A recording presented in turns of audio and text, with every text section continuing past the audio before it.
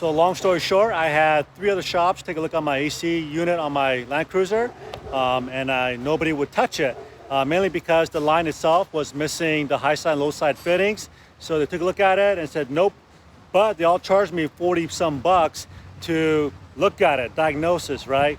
You know, like most places you can get it charged up for 35, 40 bucks, $60, but they all charged me 45 bucks. I'm not gonna name those shops, but I was really disappointed and not do anything. So that was a real bummer. So then I came here to United Carburetor to get my carburetor built on my Land Cruiser. And by the way, if you guys need a carburetor rebuilt, the Carburetor Whisperer is right over there, and I'll leave those links down below. Next to that carburetor shop is this Auto Tech. They do AC, transmission, and tune-ups. So there's a number, 916-422-2024. And these guys are gonna look at my AC system today.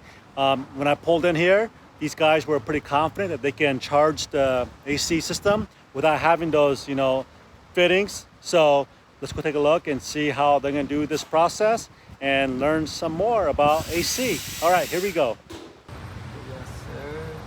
All right, so what's unique about my AC system here is that there is, this is all aftermarket compressor, and there's no high side, low side fittings anywhere. Yeah. So the Auto Tech here at the AC place took off the little valve. I'm not sure what you call it. It's where the sensors, like a sensor. Right, it's the recycle switch. Recycle switch? Yeah, meaning when it cold, it cut off and then it come on again like automatic. Okay. Yeah, like a low pressure switch. So they took the valve off, the switch off that low side. They pressurized the system to see if there's a leak, and he found a leak actually on the gasket down there, a little O-ring, Yeah. and he just replaced that. So we'll see. Exactly. Right. So I was Now- afraid that I had to replace my entire system because there was no fittings for my low side or high side, high side, like a conventional AC unit you would find on most cars. So I actually went down to Valley Hybrids in Stockton, and I bought an entire AC pump and all the lines and all the fittings. Come to find out, maybe I really don't need it. So these guys at Auto Tech are looking at my system right now to see if they can charge it without having to replace the compressor. So that would be cool, because this compressor is much newer. I would say maybe less than 8 years old, whereas my other one is 30 years old. So I would rather use this. So if you guys have this similar issues with your truck, hey, make sure you guys, I'll leave a link down below to United Auto Tech. And what's cool about the shop here is I've been to 3 other places and they wouldn't touch it. In fact, what really sucked is that they charged me 45 bucks just to look at it and not do anything. All right, oh my God, we got cold air coming out of all the vents. I cannot believe this. So anyways, hey, just want to give another shout out to these Auto Tech guys here in South Sac. I'll leave you guys the phone number and the address down below. And if you have any questions or whatnot, feel free to leave me those comments. If you got AC in your Fj60, hey, give me a thumbs up. And if you want to get it repaired, these are the guys that you want to go to. So I'm noticing my engine temperature is getting way up there. I just had my AC charged, and I've noticed it's running pretty hot. But then again, it's pretty hot out here in Sacramento. So I think I'm gonna go and replace the thermostat, check out the water pump. Also order a fan clutch. I think those are some of the contributing factors to why it's running so darn hot. So let's go do that, and then see how it goes. All right, guys, so today, where did that part go? Hold on a sec here. Today, we are going to be working on my Fj60. So one thing I've been having some issues with, I just noticed recently, only because it's been super hot out here in Sacramento, is that my temperature gauge is getting a little higher than I like it, more than I'm comfortable with. So there's some overheating issue going on, but it's not crazy overheating like a head gasket issue. It slowly goes up, but then when I turn the heat on, it goes down a little bit. So there's a lot of things that could cause your truck or car or whatever to overheat. And one of the easiest place to check whether or not it's overheating or not is look for any obvious, coolant leaks. That will cause your truck or whatever to overheat if you don't have the right amount of coolant in your radiator. And 2 is your fan clutch. So I think this is the fan clutch issue because I don't have any leaks. And this is one thing you guys can check or diagnose pretty easily to determine whether or not you got to replace your fan clutch. So let me just show you real quick.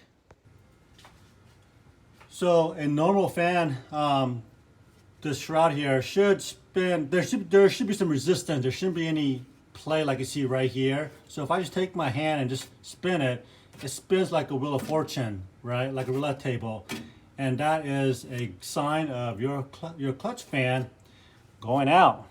So for whatever reason, the fluid inside the clutch is either worn out or lost it or whatever. So that needs to be replaced, and this is really, main reason why I think my engine is overheating. And also when you open the hood, this whole engine bay is super hot. So we're gonna go ahead and take this bad boy off. So this I bought at Napa. These are, gosh, I wanna say $60. Let me grab the part number for you guys. So here's the part number here at Napa for the fan clutch. And in the fan clutch, you'll get some instructions. You get some new bolts and some washers. Yeah, some lock washers here. And of course your fan clutch. So anyways, I hope that this is gonna fit. There's not too many parts you can buy aftermarket that's gonna fit on a Land Cruiser, but hopefully this will, won't be an issue. So let's get started. And first thing we're gonna do is take off this fan shroud right here. There's a couple bolts, 2 on each side. Then once we remove that, it'll give us a little bit more room to take out some bolts that's on the fan, and hopefully it'll just come right out. So stay tuned. Okay, just a quick update. So originally I thought it'd make it easier just to take off this, the shroud here. And the fact is, it's not really in the way, so I just left it on. But I did have to remove this upper radiator hose, and I took the alternator belt off just because I'm trying to get down in here, and having this belt here, by removing that belt, will make your life a whole lot easier. So let's go take a look at the fan clutch real quick. Okay, so there's the old one, and here's a new one. Just obviously one's extremely dirty. This is probably 30 years old, and this is brand new. So let's take a quick look and see. Let's inspect this bad boy. Boy, it's really hard to do this with one hand here. Yeah, so here, let me spin it with one hand. And you can see how easy this thing just turns, just effortlessly. And there should be definitely some resistance. If I take the new one here, if I try to spin it, yes, it spins, but there's a lot more resistance.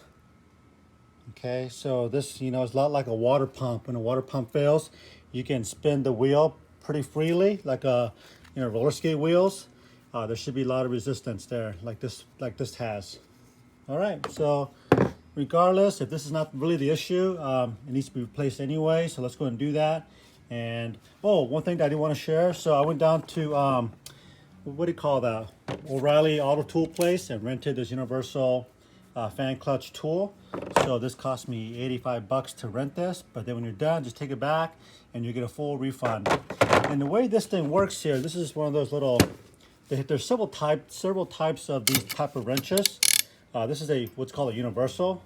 And what it basically does is when this fan clutch is mounted on the flywheel, you basically take this wrench and put it on the bolt, kind of like this, okay? Then you turn the entire wrench to rotate it so you can get to the next screw.